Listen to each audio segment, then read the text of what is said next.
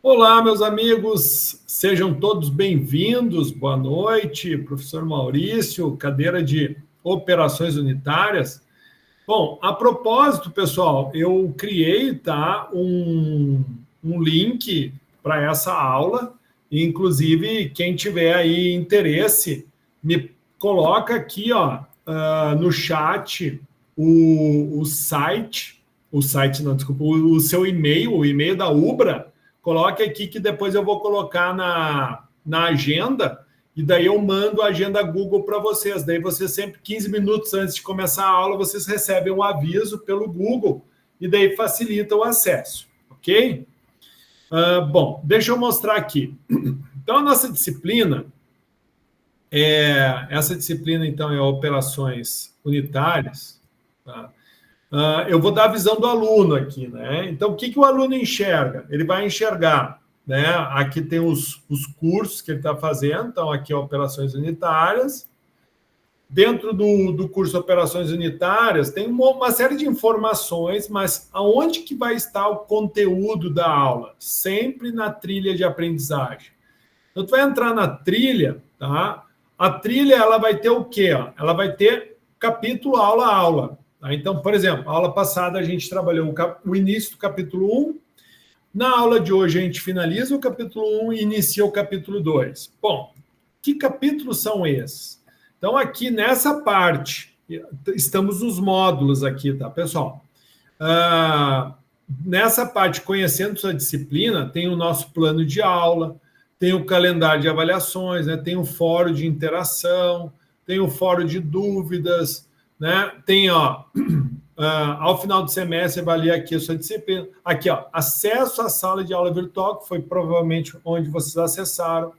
E aqui vocês têm o link do livro, tá? Então, esse aqui é o livro da nossa disciplina. Então, parte 1, capítulo 1, parte 2, capítulo 2.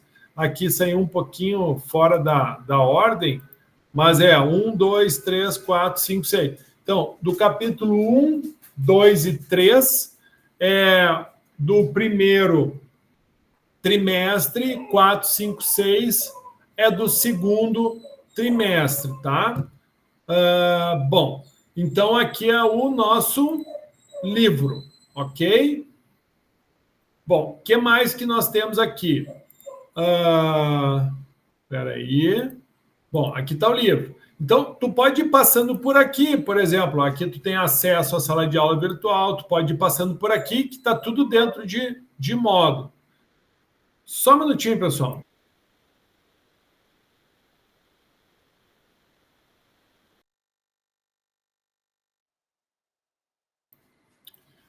Pai de pet é complicado, tive que brigar aqui com o bichinho. Bom, então, abrindo o livro, aqui, esse livro, Cremasco, tá? Ele é um livro complementar, tá? Que livro é esse aqui? Esse aqui, o acesso, tá? É o login, que é o código de vocês de acesso, né? Se eu não me engano, é o CGU de vocês, e a senha é o CPF.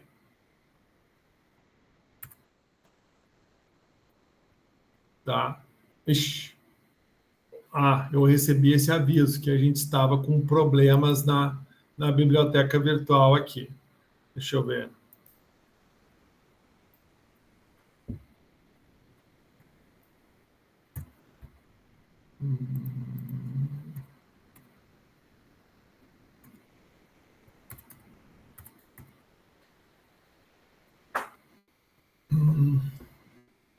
Eles disseram que estava com problema, cara. Coisa chata.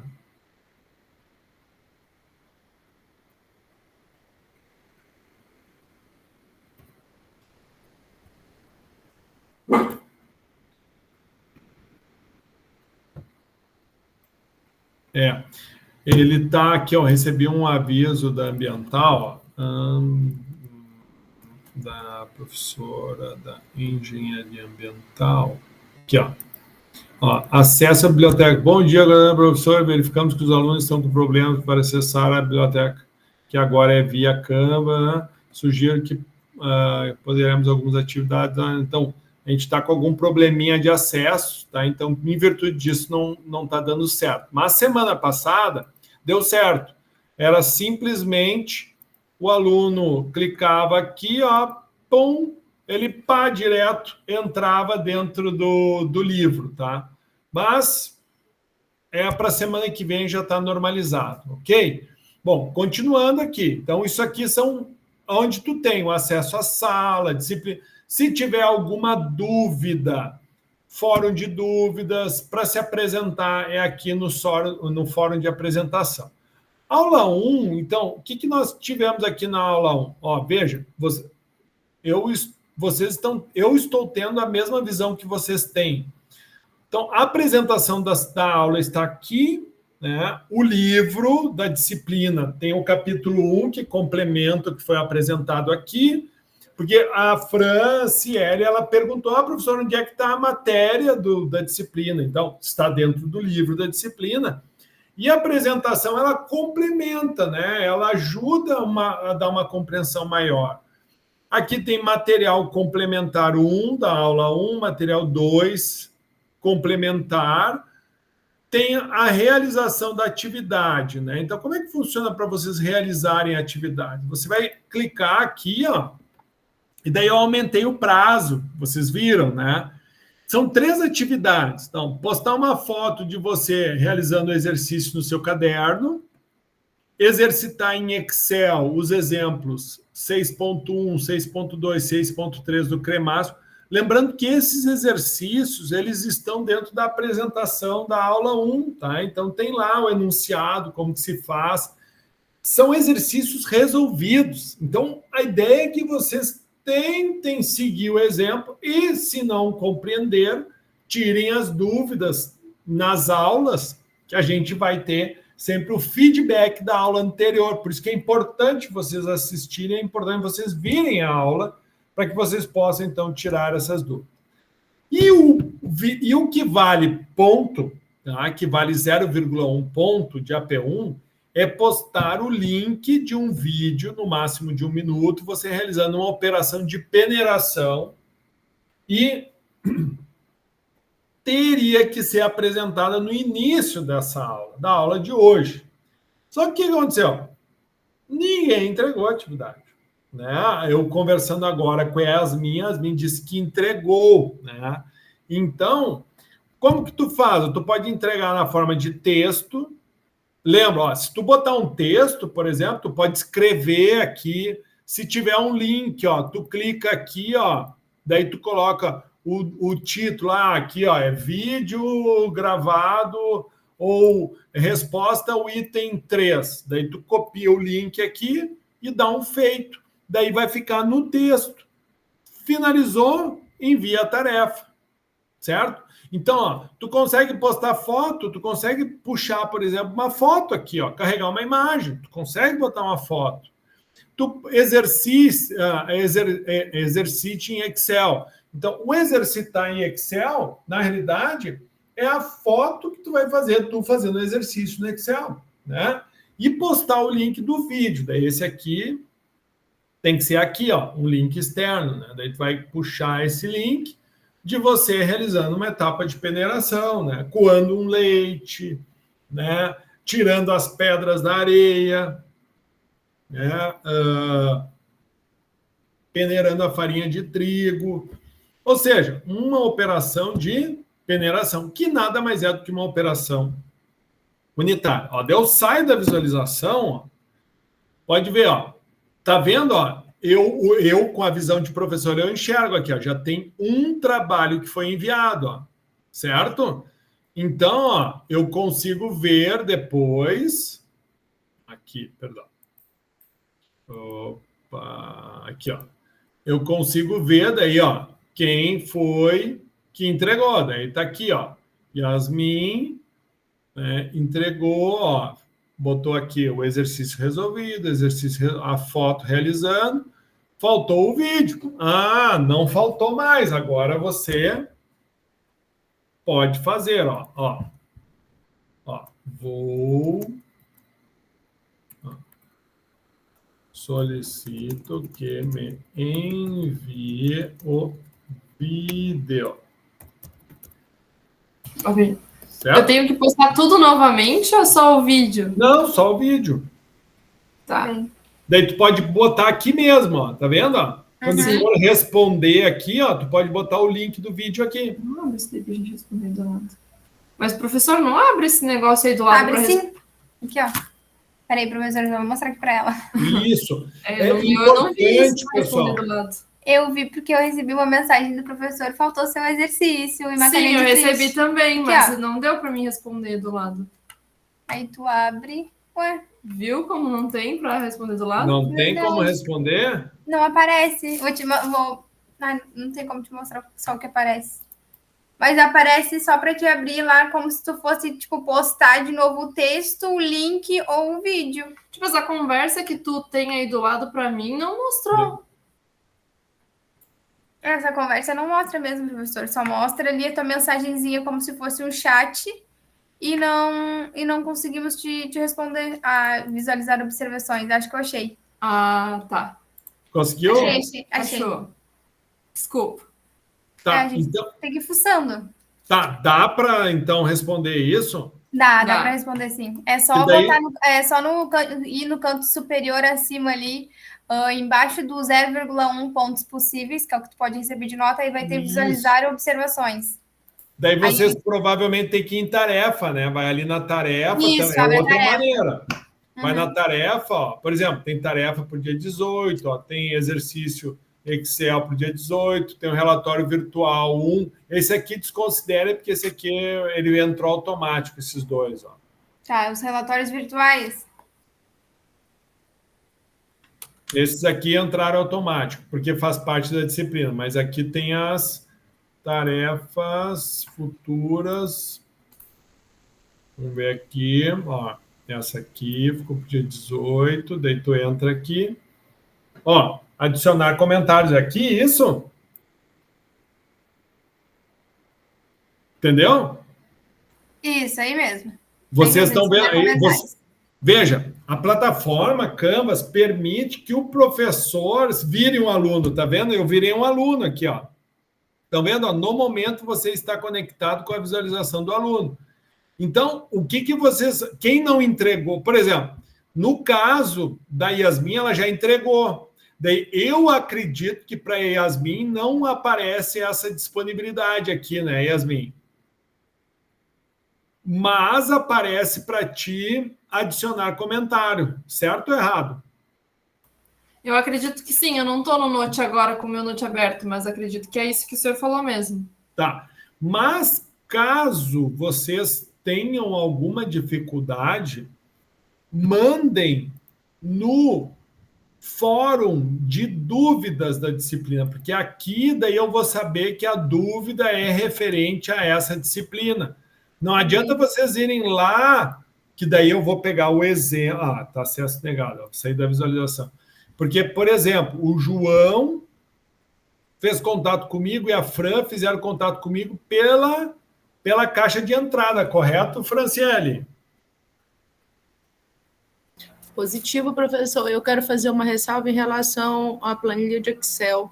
Sim. Eu criei ela, porém, eu usei lá a fórmula, só que, como o senhor falou, eu preciso, no caso, realizar esse, vamos dizer, que esteja em casa, para eu pegar o resultado, digamos, do peneiramento da farinha de trigo.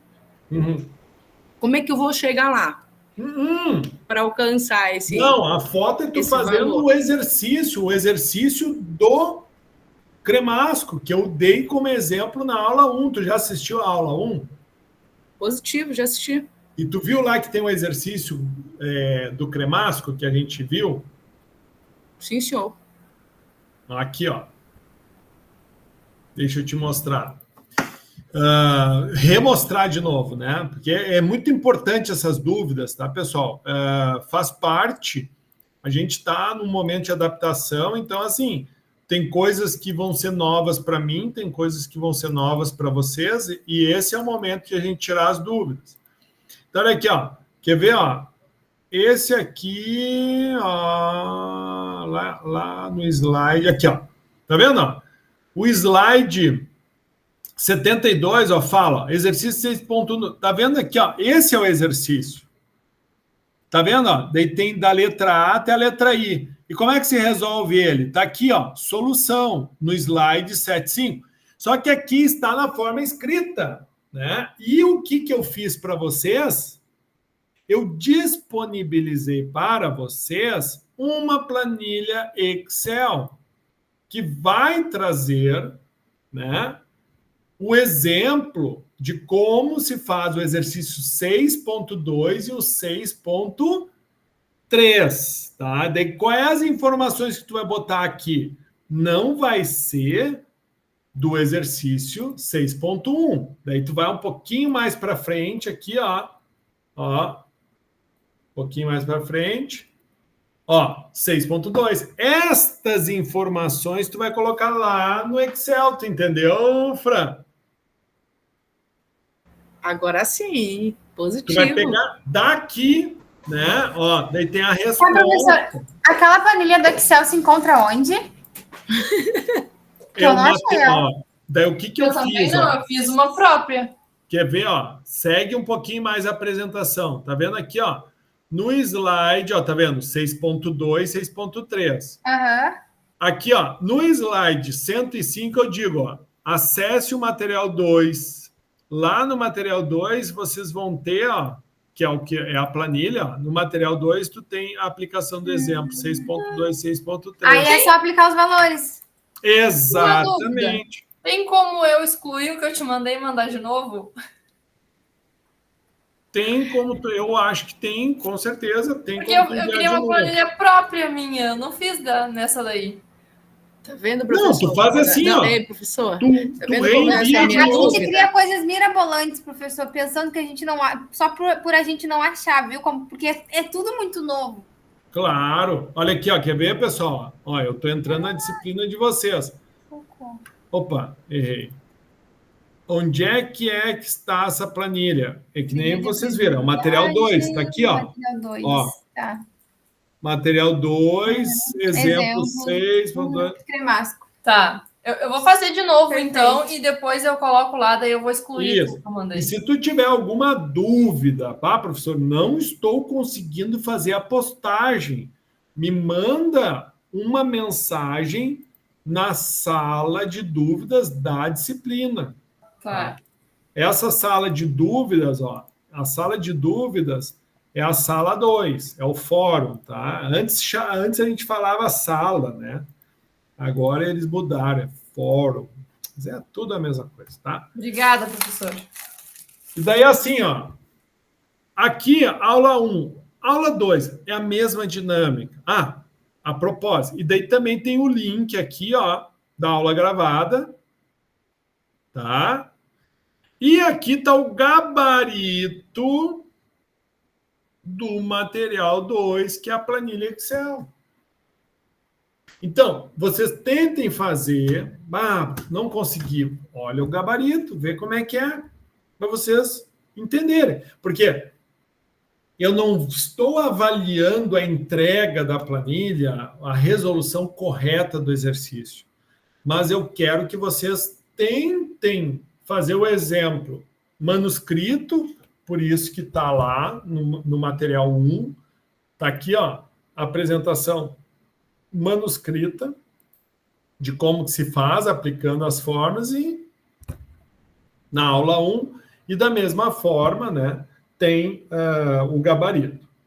O material da aula de hoje, então, está aqui disponível. Ó.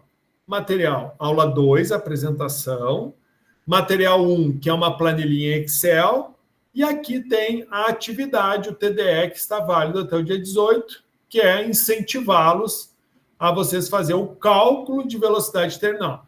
Obviamente que assim que a gravação da aula estiver disponível, eu vou acrescentar na aula 2 a gravação e na semana que vem eu posto o gabarito do material 1 e assim a gente vai evoluindo e aprendendo. Milene, Franciele, João, Lucas, Yasmin, tranquilo? Sumiu tranquilo. Meu vídeo, não vi. Fala, João. Agora sim, professor. Tranquilo, professor, tranquilo. Bem melhor. Agora sim. Perfeito. E, pessoal, convidem os colegas de vocês a participarem da aula, porque aqui nas aulas a gente dá dicas do que vai cair nas avaliações. Então, é importante... Eu sei que o pessoal de Manaus, essa cadeira acaba sendo um pouco mais cedo, às 6 horas da tarde, né? Mas eu acho que é muito importante a presencialidade de vocês. Sem falar que também o professor vai fazer a chamada, né? Então, é sempre muito importante que vocês... Eu coloquei a disciplina no grupo do pessoal da Engenharia Química que a gente tem daqui, tá? Coloquei o link. Tem que acessar. Muito legal, perfeito. Obrigado, viu, Milene? Bom, então, vamos para a aula 2. Então, fechei a aula 1 aqui. Agora a gente vai para a aula 2. Estão enxergando aí, pessoal? Sim. Sim? Tá. Então, como... vou repetir tudo que a gente já acabou de falar, né? Mas já está previsto aqui na apresentação, né? Então, nenhum aluno tinha entregue, né? Daí, quando eu aumentei o prazo para o dia 18, daí, né, Yasmin fez a entrega. Então, obrigado pela participação, mas eu quero que todos, então, consigam, né? Aqui, então, é o link. Esse aqui é o livro do Cremasco, tá? Então, assim que abrir a biblioteca virtual ali, vocês têm acesso ao livro. Esse livro também está disponível aqui no Campus Canoas, existe esse livro físico e lá em Manaus também. Tá? Bom, o que nós vimos na aula 1? A aula 1 era caracterização dos sólidos. Tá? Então, nós vimos que os sólidos apresentam as seguintes características: porosidade, né? O que é a porosidade? É a existência, né, de espaços vazios entre partículas, que nós podemos falar interstícios, e até mesmo dentro da partícula, né? E um exemplo que a gente trabalhou foi o carvão ativado. Então, um exemplo, né, de sólido que tem bastante poros, né? Falamos também de outra característica dos sólidos, que é, por exemplo, a propriedade massa específica, que é a relação da massa e do volume. E daí apresentei para vocês a técnica de picnometria para essa medição. A morfologia, que é o formato, né? Daí eu até associei na aula passada, dizendo que a nível, quando a gente, digamos, vai tentar teorizar a prática, né? Quando a gente, qualquer conteúdo, né, e a gente quer passar ele, né, por exemplo, tu observou um fenômeno, né? Tu observou o escoamento, os caras encheram um carrinho de mão com areia. Então, como é que tu vai fazer a representação daquela areia, né? Cada grão de areia. Então, existe uma tendência de que quando, né, nós vamos, né, definir a morfologia de um material, tá, a gente vai sempre querer associá-lo a uma esfera. Então, assim, a esfera ela seria, né, digamos assim, o formato padrão de um material que a gente vai... Por exemplo, o átomo, né? Se a gente for olhar, o primeiro átomo ele não tinha, o de Dalton, né? Ele não tinha o formato de uma esfera. Então, é isso. Então, a matéria em si, a gente sempre vai querer transformá-la em esferas. Então, sempre que a gente quiser fazer alguma teoria do deslocamento, né? Quando a gente for lá, o pessoal de fenômenos de transporte for, né, tentar estudar o momento de uma partícula, né? Ou seja, qual é a relação da massa com a velocidade. Quando tu for definir o formato dele, tu vai sempre procurar saber o quão próximo ele é de uma esfera. Então, a morfologia, ela de fato, ela vai mostrar as diferentes formas que a gente tem das partículas sólidas, mas é uma partícula que tem tanto de esfericidade. Então, uma partícula com esfericidade 1 quer dizer que ela é totalmente esférica. Né? Para uma bolita, né? Uma bolita vai ser esfericidade 1. Por exemplo, um dado é quadrado, né? Um cubo. Então, o dado ele vai ter uma esfericidade 0,5, 0,6. Então, é um fator que a gente dá para essa característica. E a granulometria é diretamente o tamanho. Porque o que acontece? Quando a gente trabalha com partículas realmente pequenas, não tem como a gente pegar um paquímetro ou fazer uma medida, né? E outra, se a gente for pensar num carrinho cheio de areia, qual é a granulometria dessa areia? Como é que vai determinar isso? Vai pegar cada um dos grãos e medir? Não. Então, o ensaio que tu faz, que é esse ensaio que gerou o exercício aí que a gente tem, tanto no livro do Cremasco, quanto no nosso livro, capítulo 1, e o professor também deu uma planilha para você exercitar. Então, aqui, por exemplo, ó, o que é esse exercício 1? Esse exercício 1, literalmente, tá? Tu tem o quê? Um grão de arroz, onde esse grão de arroz, tá? Ele pede-se, né, que se determine a massa específica, o diâmetro equivalente, qual é a esfericidade. Então, imagine, um grão de arroz ele tem mais ou menos um formato que nem eu estou desenhando, ele é azul aqui, né? Isso é mais ou menos equivalente a um grão de arroz. Tá? Então, com base, né, nessa informação aqui, como é que a gente vai chegar nesses dados? Daí é feita uma experiência totalmente virtual. Então, para tanto, obteve-se uma amostra. Então, se pegou 490 grãos de arroz, esses grãos de arroz, geometricamente falando, eles têm um formato de um esferoide prolado, né? Esse esferoide prolato, ele é mais ou menos isso que a gente tem. Claro que aqui ele só está 2D, né? Ele tem a terceira dimensão, que a gente não consegue enxergar, mas é um grão de arroz. Tá?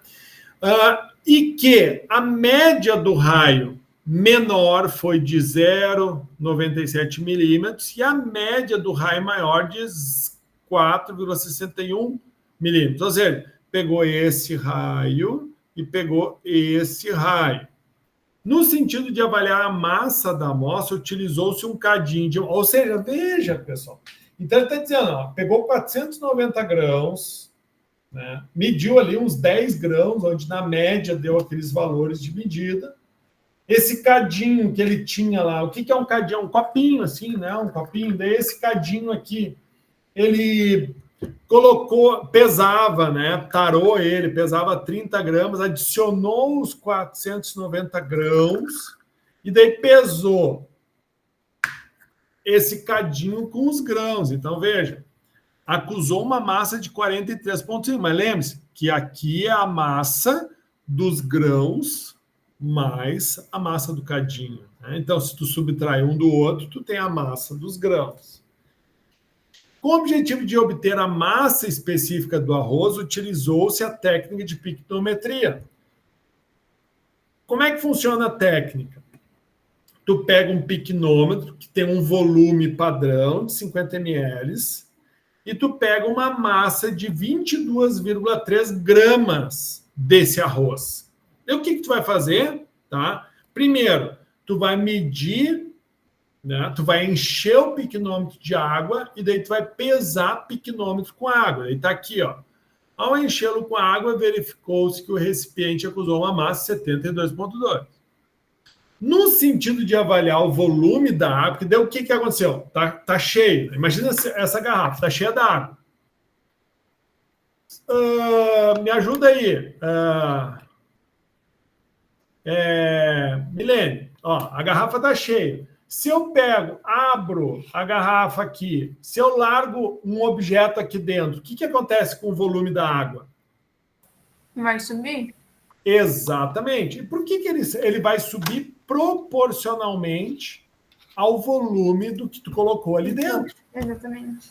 Né? Uhum. Então, essa é a jogada. Por quê? Porque a massa vai deslocar um volume de água do picnômetro, só que antes tu tinha pesado o picnômetro com água. Então, a diferença de massa, conhecendo a densidade da água, tu descobre o volume que essas 22,3 gramas de arroz equivalem.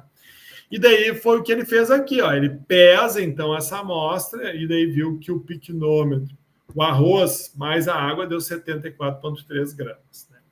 Daí pede-se a massa específica da água, a massa deslocada, a massa específica do arroz. E agora, veja, aqui são tudo dados empíricos. A letra a letra B e a letra C.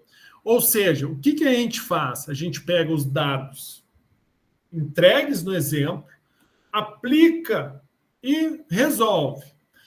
Já a letra D, ele diz o seguinte, ó, né? Com base, né, no diâmetro da esfera do arroz, com base nos resultados advindos da piquinometria, ele começa, então, a definir o quê? Uma série de fórmulas que equivalem, que vão querer comparar o arroz com uma dimensão de volume. Então, por exemplo, um esferoide prolato, como é que a gente calcula o volume de um esferoide prolato? É volume, né? Vai ser 4/3 de π vezes A, diâmetro menor, vezes B, diâmetro maior ao quadrado, né? Onde A é o raio maior e B é o menor, certo? Depois ele diz o seguinte, né? O valor do diâmetro da esfera é de igual volume ao do arroz calculado pela expressão obtida em E. Então, tu aplica e define, né, esse valor. Depois, né, utiliza-se outra maneira para também chegar-se ao diâmetro, né? Para quê? Para lá no final, né, com base nessa matemática, definindo volume da partícula por uma fórmula matemática e superfície da partícula, né? Para isso aqui a gente vai ter que converter a calculadora em radianos, né? Então pega a calculadora científica, acho que todos têm aí acesso. Se não tiverem acesso no computador, tem, ó, tu tem que mudar, aqui tá na função, ó, deixa eu ver aqui, ó, aqui no caso ela está na função DEG, então quando tu vai fazer esse tipo de cálculo, tu tem que mudar para radiano, certo? Então, se tu não muda, dá diferença, tá? Então, vocês têm que prestar atenção, por isso que ele diz aqui, ó, em radianos.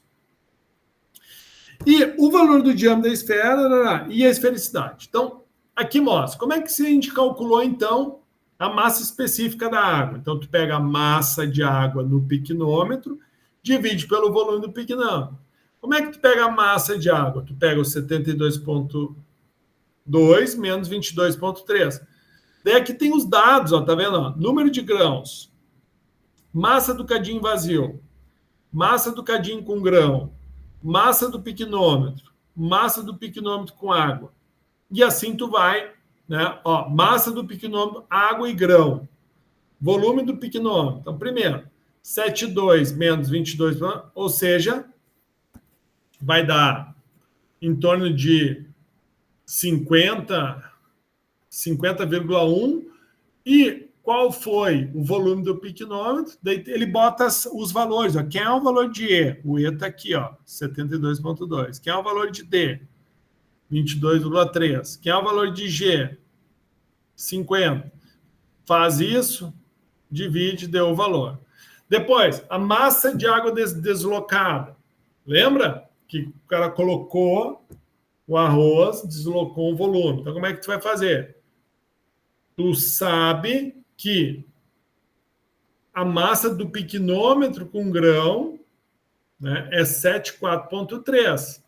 Menos a massa do piquinômetro com água, então o que tu faz ali, ó, né? Massa dos grãos vai ser C, que é a massa do cadinho, menos B, que é a massa do cadinho vazio. Então, essa foi a massa. Ó, 13. A massa de água deslocada vai ser, então, a massa da partícula, que foi aquelas 13 gramas, que equivale aos 490 grãos, mais a massa do piquenômetro com água, menos a massa do piquenômetro com água e grão. Então, essa diferença vai te dar água deslocada. Tu tendo a água deslocada, 10,9 gramas, conhecendo a massa específica da água, 0,998, tu chega ao volume de água, que vai ser de 10,92 centímetros cúbicos. Então, veja, quantas gramas de arroz nós temos nesses 490 grãos? 13 gramas. Essas 13 gramas ocuparam qual volume de água? 10,92. Então, eu pego as 13 gramas dividido pelo volume, eu tenho a densidade, só tem um errinho aqui, tá? É grama por centímetro cúbico, tá? Mas é 1,19 gramas. Então, essa é a massa específica do arroz. Aqui, para calcular o diâmetro da esfera de igual volume do arroz com base nos resultados obtidos por piquenometria. Então, a gente achou, né, que o volume total dos grãos vai ser igual ao número de grãos vezes a fórmula π vezes diâmetro da partícula ao cubo dividido por 6. Essa fórmula aqui, então, nos dá exatamente, tá, a definição do volume com base de que tu vai ter um diâmetro, né? Tu vai comparar, digamos assim, aquele grão de arroz com uma esfera. É isso que tu está fazendo. Então, tu vai pegar o volume da partícula, vai ser igual ao volume de água deslocada. O número de partículas a gente tem, 490. Π é da forma, diâmetro da partícula que tu quer saber. Então, trazendo, né, os valores, tu vai ter que o diâmetro da partícula, tu vai, né, equivalendo diâmetro da esfera de igual volume ao do arroz. Entendeu? Então, eu sei que o volume do grão de arroz, né, a gente determinou aqui, para aqueles 490 grãos, seria seria 10,93. Agora, eu vou querer que obviamente, se eu dividisse aquele volume pelos 490 grãos, eu teria um volume médio, né, para 1 grão de arroz. E é exatamente isso que ele está fazendo aqui, ó. Só que ele não compara o grão de arroz com, digamos assim, com um esferoide prolado, né? Ele compara o grão de arroz com uma esfera, por isso que ele diz, ó, diâmetro da esfera de igual volume, certo? Aqui, uma expressão para o diâmetro da esfera de igual volume. Então, o que ele vai fazer? Ó? Então, com base nas informações que a gente tem, aqui a gente tem que prestar atenção na questão das unidades, né? Porque ele traz informações em milímetros e outra em centímetro, então a gente vai ter que fazer essas conversões. É importante que vocês prestem atenção. Então, assim, a gente viu aqui, ó, o diâmetro da partícula de uma só, né? Com base no que a gente calculou hoje aqui, ó, né? Aqui, ó, tinha um número de partículas quando considerou a amostra toda de arroz. Mas agora eu já sei que o diâmetro de uma partícula de arroz é essa. Então, com base nessa informação, eu sei que o diâmetro da partícula, então, vai ser 6 sobre π, P sobre 1/3. Ou seja, o que é? Isso, quando a gente eleva a 1/3, significa raiz terceira. Tá? Então, essa fórmula aqui, ó, tá? É essa mesma fórmula aqui, ó. Só que aqui eu tirei o N0, tá? Eu tirei. E o 3, que está aqui, passou para o outro lado como raiz, por isso que fica desse formato. Né? em que o volume, daí aqui ele está associando. Bom, ok. Então, essa é a forma do diâmetro, né? A expressão do diâmetro de uma esfera. Porém, a gente sabe que o volume de um esferoide prolato, que é um grão de arroz, é 4π, 4/3 de π AB, que essa informação, onde é que está essa informação? Essa informação foi dada no próprio enunciado do exercício aqui, ó.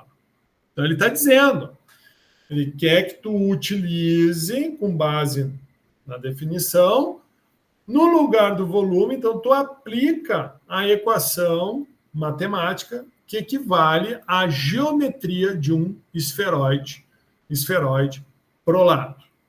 Então, com base nessa informação, é o que ele fez aqui, ó. Então, substituindo na fórmula aqui, né? Olha só, tu vai pegar no lugar do VP aqui, ó, tu vai colocar 4/3 de π AB. Então, tudo isso daqui calculado vai ficar dp igual a 8ab ao quadrado elevado a 1/3, ou seja, raiz, né, na terceira. Certo? Então, foi o que ele fez. Vai fazer 4 vezes 6, né? 4 vezes 6, 24 dividido por 3, depois multiplica por π, o AB ficou sem mexer, tá? Então, foi uma matemática que tu fez aqui. Então, essa aqui é a equação que o exercício pediu que tu fizesse. Então, para um esferoide prolato, se eu sei o valor do diâmetro menor e do diâmetro maior e do diâmetro menor, eu consigo, então, determinar o diâmetro médio da partícula, certo? Então, foi o que ele fez aqui. Então, ó, o valor do diâmetro da esfera é igual ao volume do arroz calculado, expresso em E, ou seja, tu pega o valor que tu definiu aqui, na figura, ó, na equação 18, A é o raio maior, né, e B é o menor, né, onde tu resulta em, então tu aplica a equação aqui, tu aplicou, então dp, ó, 8 vezes A, só que é aquilo que a gente falou, lá, ó, o exercício deu esse dimensional em, ó, milímetros, tem que trazer para centímetros, porque a gente está falando tudo em volume em centímetros, tá? Então, o que ele fez aqui, ó, então, substituiu e deu 0,326. Então, veja, vamos lá.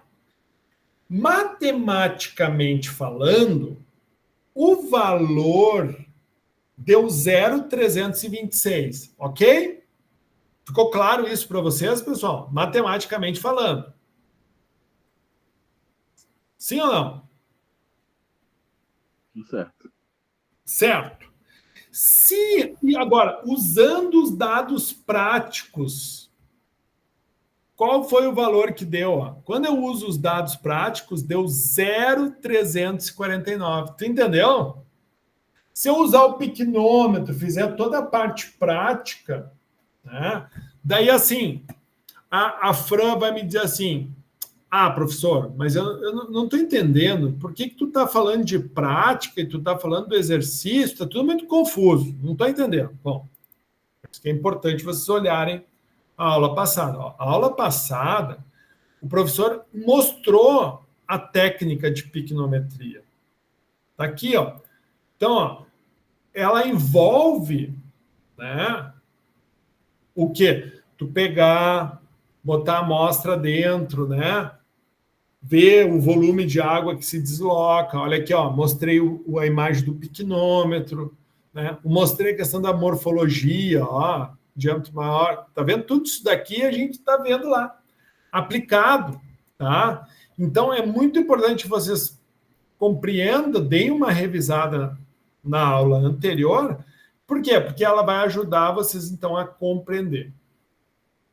Bom, e por último, né, o que o exercício faz? Ele, então, bom, tu primeiro definiu o diâmetro na prática. Depois tu definiu o diâmetro da partícula com base na equação matemática, né, do volume de uma geometria chamada esferoide prolato. Agora, o próximo exercício, que é o G, ele vai associar o cálculo do diâmetro da partícula também usando uma equação matemática. Só que ela não se baseia no volume da partícula, mas na superfície da partícula. Então, o diâmetro da partícula, com base na superfície, vai ser definido por... aqui, ó. O diâmetro da... Oi? Tá. Então, o diâmetro da partícula baseado aqui, então, vai ser com base aqui na equação SP igual a 2πb ao quadrado mais 2π. Ou seja, professor, onde é que o senhor tirou essa equação? Está lá no exercício, ele deu, está aqui, ó. Uma expressão para o diâmetro da esfera de igual superfície a do arroz, está aqui, ó. SP. Então, ele te deu a equação. Então, assim... Se eu for dar para vocês isso, numa prática, se eu for dar para vocês isso numa avaliação, eu não vou deixar vocês levarem as fórmulas. Por quê? Porque as fórmulas são dadas no próprio exercício, a não ser aquelas mais básicas, que essas daí vocês têm que saber. Mas aqui, por exemplo, o próprio exercício ele traz o equacionamento, né? Por fim, o que é a esfericidade? A esfericidade, então, ela leva em consideração, tá, o diâmetro, né, da partícula, certo? Com relação ao diâmetro teórico da superfície. Então, é exatamente isso que ele vai fazer aqui, ó. Então, tu tem aqui, ó, π vezes o diâmetro da partícula ao quadrado dividido pela superfície da partícula, onde dp é oriundo do resultado 15, onde é que a gente teve o 15? Daí é aquilo, ó, tu pode usar tanto o diâmetro prático para te poder avaliar, mas se tu quiser, por exemplo, avaliar, né, a esfericidade tomando como base o valor que tu encontrou com base no volume ou com base na superfície, tu também pode utilizar. Mas no caso, quando tu quer achar a esfericidade de uma determinada partícula, tu vai considerar o dado prático dividido pela superfície. E como é que se calcula a superfície? É π vezes o diâmetro da partícula obtido pelo cálculo da superfície, né, que foi esse aqui que a gente obteve, né, cálculo da superfície aqui, ó, né, ó, ao quadrado. Então, é isso que tu vai fazer, π 0,378 ao quadrado, esse valor aqui, ó, que a gente obteve diâmetro da partícula pela superfície. Então, tu vai ter que π 349 é o diâmetro prático, dividido pela área da superfície teórica. Então, o que significa 0,852? Significa, então, que um grão de arroz, com base em todos esses resultados aqui apresentados, um grão de arroz, então, ele equivale a aproximadamente 85% de uma esfera, né? Então, mais ou menos isso, se multiplicar por 100, tem o percentual. Mas ele é quase uma esfera, ele é 0,85%, é 0,85%. Né? O máximo da esfericidade é 1, ok? O exercício 2, o que vocês vão ter que fazer? Vocês estão vendo aqui, ó. Bom, pessoal, alguma dúvida naquele primeiro exercício?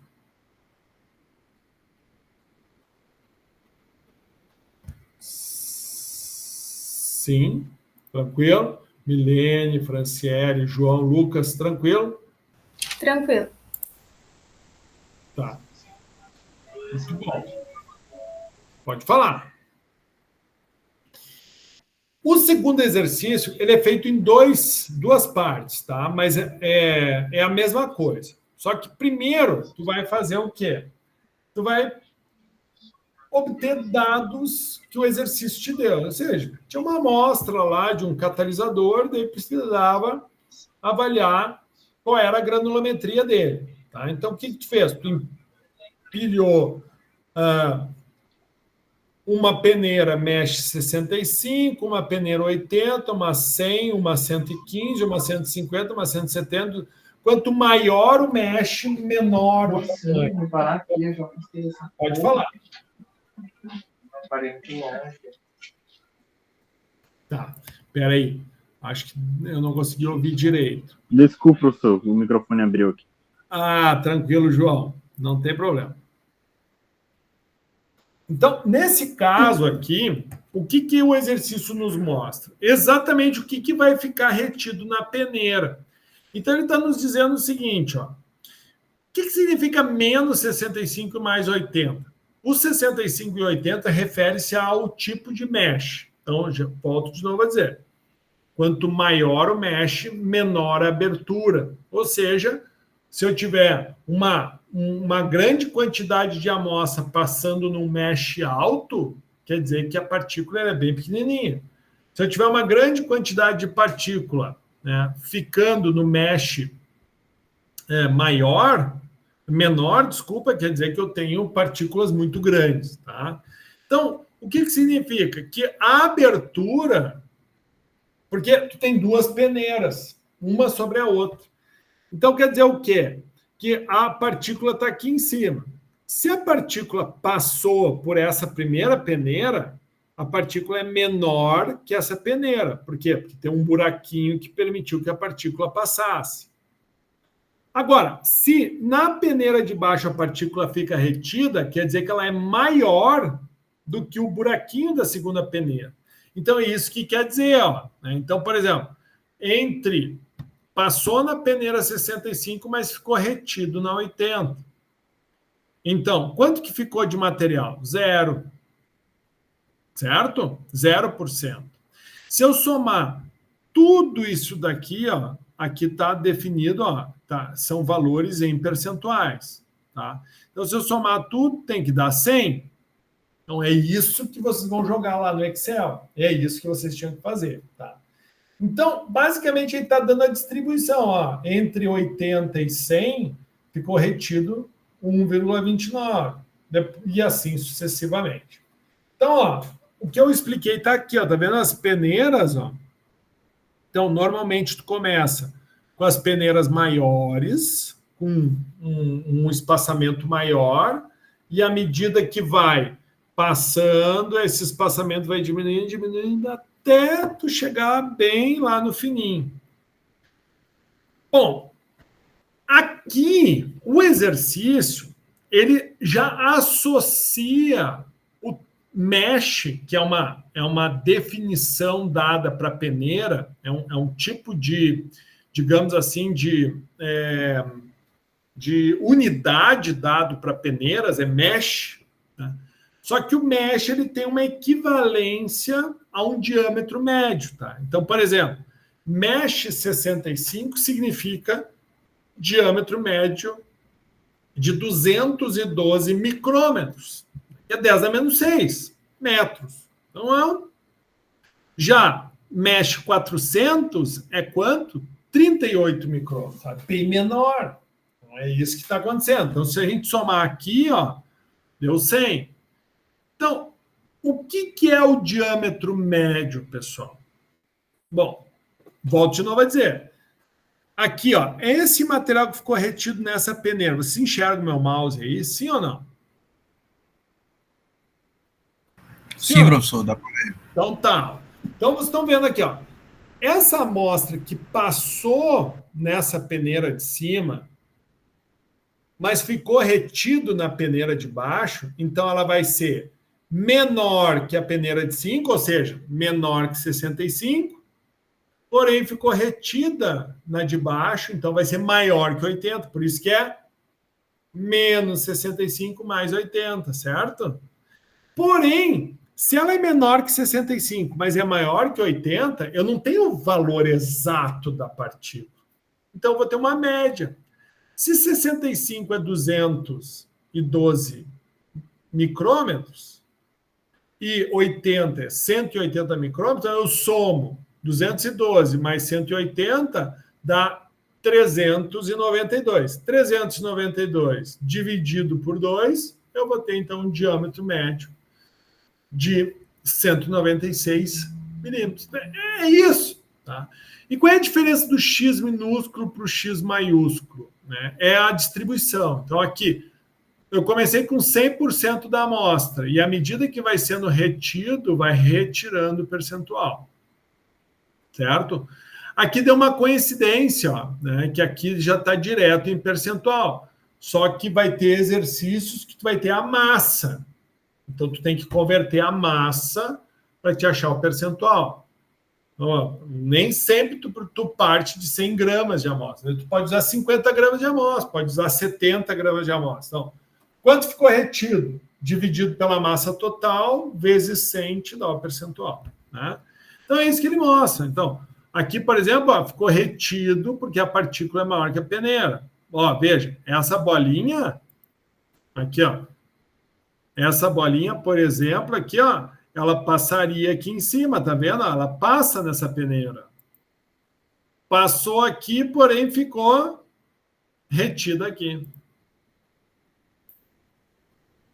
Vocês entenderam por que a gente fala de esfericidade? Porque sempre que a gente for falar de uma partícula, a gente vai sempre estar associando ela a uma esfera. E aqui é a resolução, então, final do exercício. Né? E aqui tu distribui, né? Então, quando tu for lançando os dados lá no Excel, ele já vai automaticamente a distribuir para ti. Então, aqui é uma distribuição da frequência, ou seja, o percentual que fica retido em cada diâmetro médio da partícula, e aqui é aquela distribuição, né? Então, não reteve nada no início, um diâmetro, né, maior, e à medida que vai diminuindo o diâmetro da partícula, vai aumentando a retenção. Certo? Já o exercício 6.3, ele utiliza a matemática para determinar o diâmetro médio da partícula. E para isso, então, veja, a gente lá usou picnometria para determinar o diâmetro médio, não usamos? Sim ou não, pessoal? Olá, Carol Santos, tudo bem? Seja bem-vinda. Nós não usamos aqui, pessoal, no primeiro exercício lá da picnometria, nós não queríamos saber o diâmetro da partícula, sim ou não? Sim. Perfeito. Daí a gente viu que também o diâmetro da partícula nós podemos fazer através da peneira, correto? Sim, professor. Aqui ele mostra como que tu pode obter o valor do diâmetro médio de Salter, né? Que é o quê? É a aplicação de uma equação que também está lá no Excel, mas que ajuda também a definir o diâmetro médio da partícula, que a gente pode ver, né, de uma maneira muito prática a partir da distribuição. Então, vocês vão ver em torno de 50% aqui, ó, da amostra se concentra aqui, ó, mais ou menos entre 50 e 100. Então, a gente vê, ó, entre 50 e 100 é onde tu vai ter a maior quantidade de material, né? Seja bem-vindo, pessoal, acessando aí. Bem legal. Sejam bem-vindos. Então, da mesma forma, a gente pode, através dos dados da distribuição e do diâmetro, tá, obter, pela equação de Salter, calcular, né, a média. Então, tu vê, a gente viu aqui, ó, que a média vai ficar entre 50 e 100, ó, mais ou menos 75, onde tu tem em torno de 50%, 60% da amostra aqui, ó, ficou mais ou menos retida nesse diâmetro, em torno de 75. E quando a gente calcula isso, olha aqui, ó, qual foi o diâmetro da partícula, né, definido pela equação de Salter, em torno de 75,19. Né? E daí, utilizando como base a mesma dinâmica, só que né, o somatório das colunas, a gente vai achar um diâmetro de 65. Ou seja, matematicamente falando, certo? Então, de uma maneira bem prática aqui, ó, a gente define o diâmetro de Salter, tá? Ó, cada um deles definido aqui, que é o material 2, que eu deixei para vocês o gabarito. Então, tentem aplicar as fórmulas. As fórmulas não, tentem botar os resultados lá na planilha do Excel. Qual é a dica? Sempre que vocês forem utilizar o Excel, tá? Aqui não vai aparecer, tá? Mas sempre que vocês forem utilizar o Excel no gabarito, por exemplo,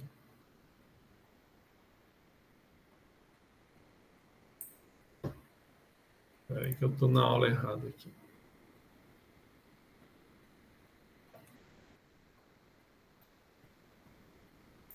Ó. O que tu faz, ó?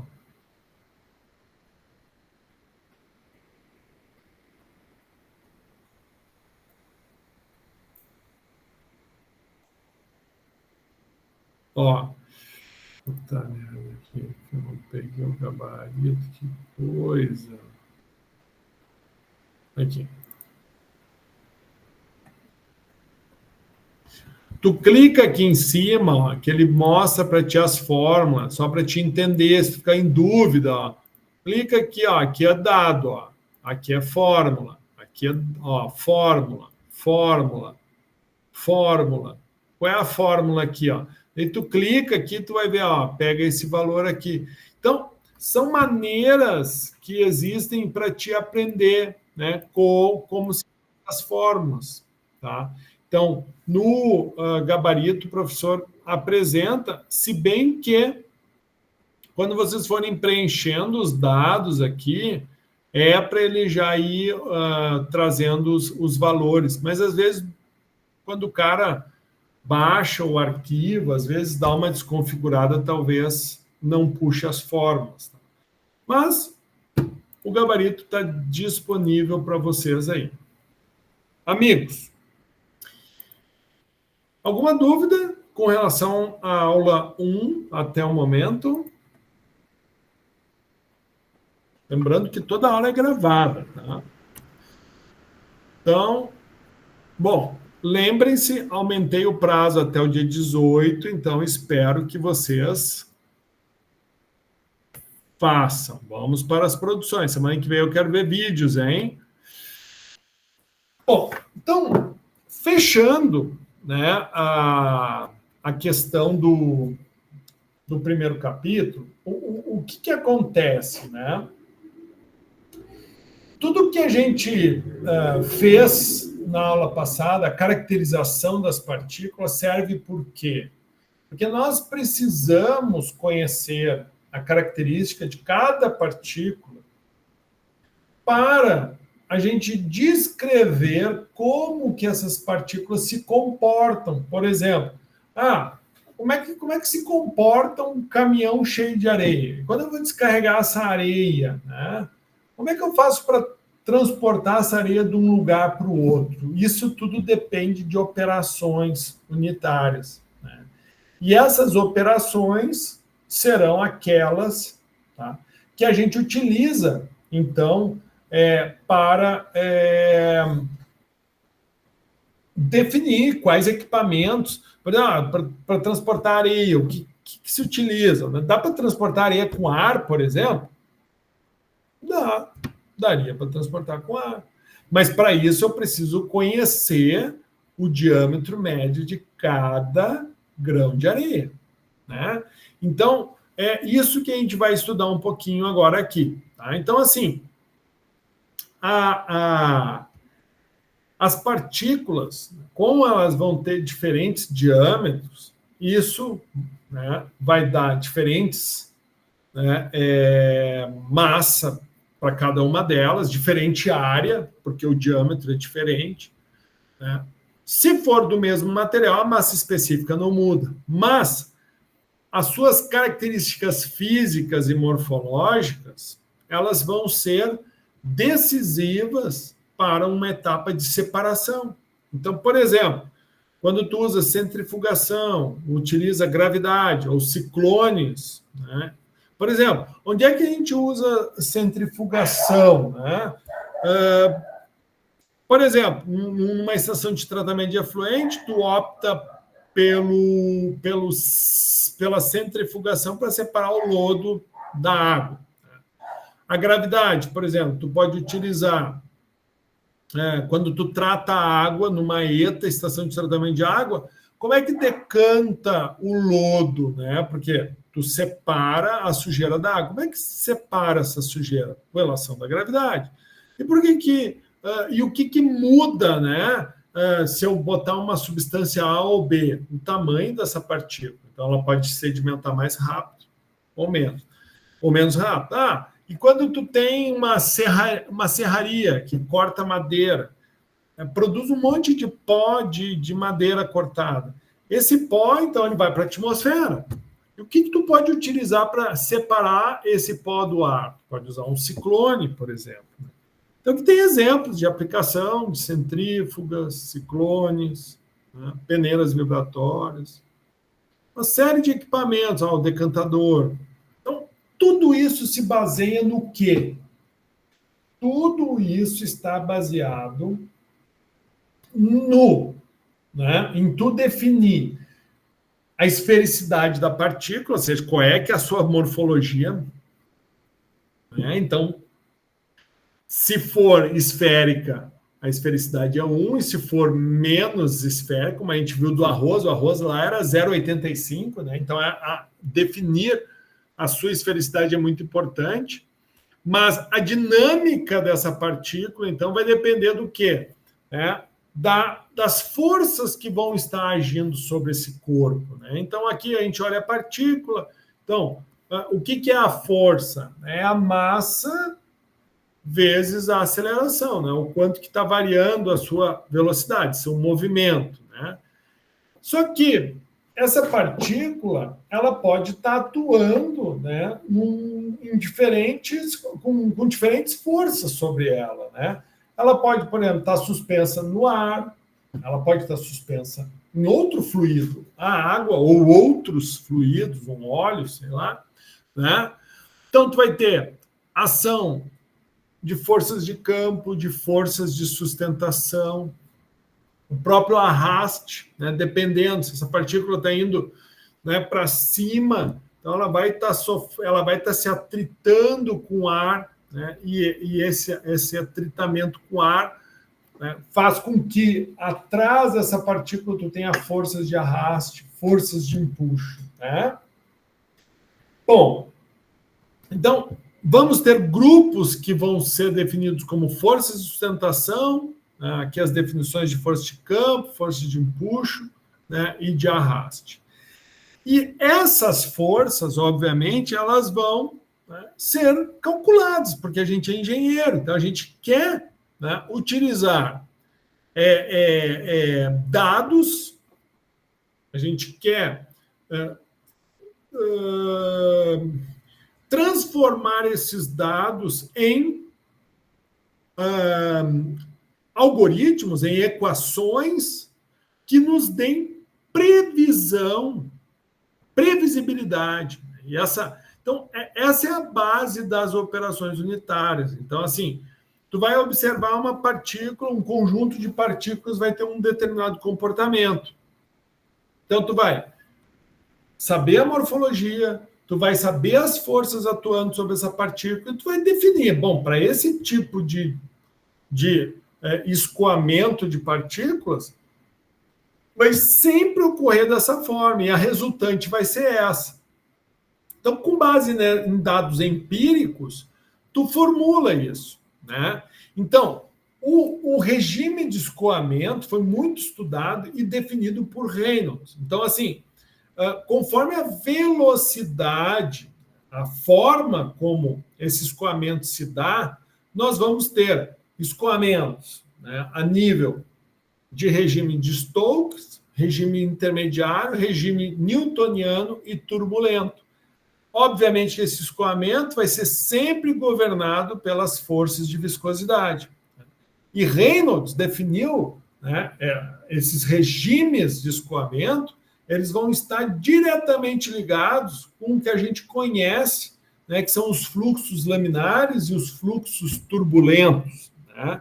Então, assim, onde que está esse conteúdo com bastante detalhe? Além do nosso livro, também está disponível dentro do Cremasco. Então, se a gente pega essas imagens aqui, ó, elas são imagens que eu tiro do livro, do Cremasco. Tá? Então, a gente olha aqui, por exemplo, um regime de Stokes é com o quê? Um Reynolds bem baixo, ou seja, nós temos um fluxo bem laminar. Né? Então, tu vê aqui, ó, um fluxo turbulento, ó, tá? Então, a gente já tem um Reynolds bem maior. Então, a gente vê, ou seja, dependendo do coeficiente, o coeficiente de arraste maior será quanto menor for o número de Reynolds, ou seja, quanto mais laminar for o fluxo, certo? E agora, quando a gente já tiver um fluxo, né, mais turbulento, então esse coeficiente de arraste ele vai ser reduzido. A gente vai falar bastante sobre isso lá quando a gente tiver na transição do primeiro para o segundo trimestre, quando for falar de bombas e escoamento de líquidos. Então, aqui a gente só está introduzindo, né, e principalmente trazendo um entendimento. Por quê? Porque a gente está olhando para a partícula. Então, esses regimes de escoamento, eles estão levando em consideração o seguinte: eu tenho lá 1 grão de areia. Então, como que é o comportamento do grão de areia frente ao fluido que está o carregando? Que pode ser água ou pode ser ar, pode ser qualquer fluido. Como vai ser o seu comportamento? Então, é esses regimes que estão definidos aqui. Então, para isso, existem coeficientes de arraste que são correlacionados com dados práticos. Então, de todos esses aqui que são apresentados, tá, a gente vai utilizar o que eu vou estar apresentando logo em seguida. A gente não vai utilizar todos aqueles ali, mas é importante que vocês saibam que, dependendo das características de escoamento, a gente vai ter o quê? Coeficientes melhores adaptados, certo? Então, assim, para, então, nós sabermos qual precisa ser a velocidade que o fluido precisa, né, exercer sobre a partícula para que essa partícula seja deslocada de um local para o outro, eu preciso, então, conhecer a velocidade terminal dessa partícula. E essa velocidade terminal da partícula vai nos definir o limite entre a velocidade necessária do ar, mínima, para que, por exemplo, se a velocidade do ar é igual à velocidade terminal da partícula, a partícula vai ficar suspensa. Agora, se a velocidade do ar é maior do que a velocidade da partícula, essa partícula, então, vai ascender ou descer, ou seja, ela vai ser movimentada pelo ar. Agora, se a velocidade terminal da partícula é maior que a velocidade do ar, por exemplo, ó, a partícula, que foi a caneta agora, ó, teve uma velocidade maior do que a do ar. Por quê? Porque a partícula caiu. Né? Então, é justamente isso que a gente vai fazer aqui. Tá? Vamos definir, então, essa velocidade terminal.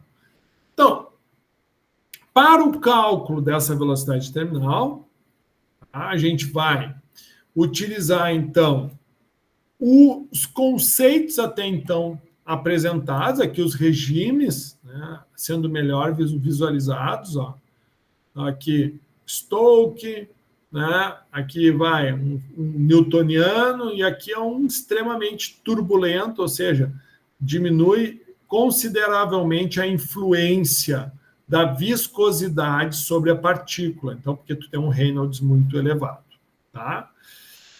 Bom, pessoal, velocidade terminal, a gente vai, tá? Vocês vão tentar fazer o exercício material 1 da aula 2, que é o quê?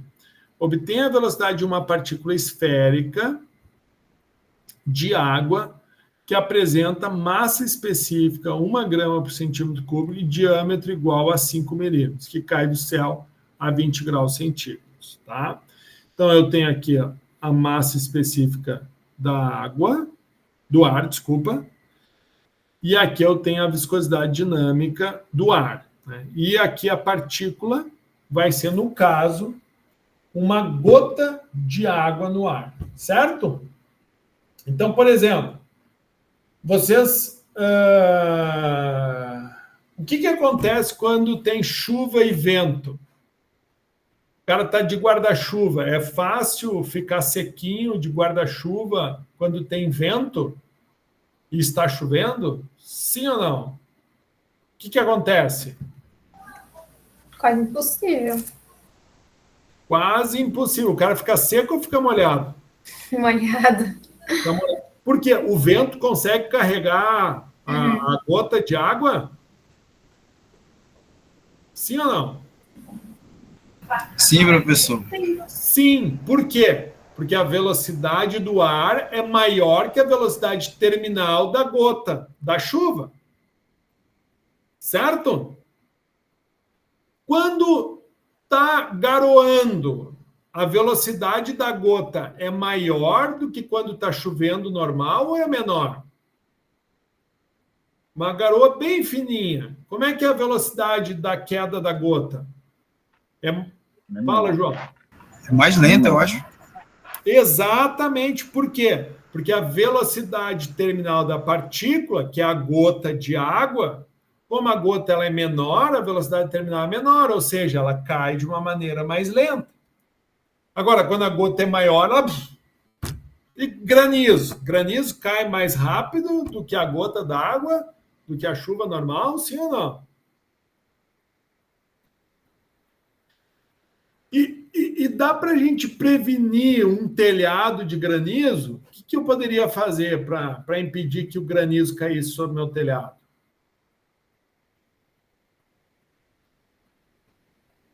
Será que se eu tiver um vento forte, eu consigo afastar o granizo? Hein, João? Será? Eu acredito que não, professor.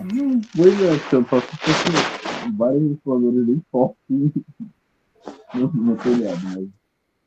Consegue sim, é tudo uma questão de velocidade. Então, se eu sei o tamanho do granizo, eu consigo criar um aparato que, numa chuva de granizo, emita ou sopre uma velocidade de vento suficiente para empurrar, né, a queda desses granizos sobre o telhado, tá? Bom, pessoal, a gente dá, então, como ficou esse exercício, esse TDE, para vocês fazerem, ó. Cálculo da velocidade terminal. Vocês seguem na mesma ideia, assistam a gravação, tentem fazer. Na aula que vem, tirem dúvidas, fico à disposição, tá? Vou parar por aqui a gravação e semana que vem estaremos aí.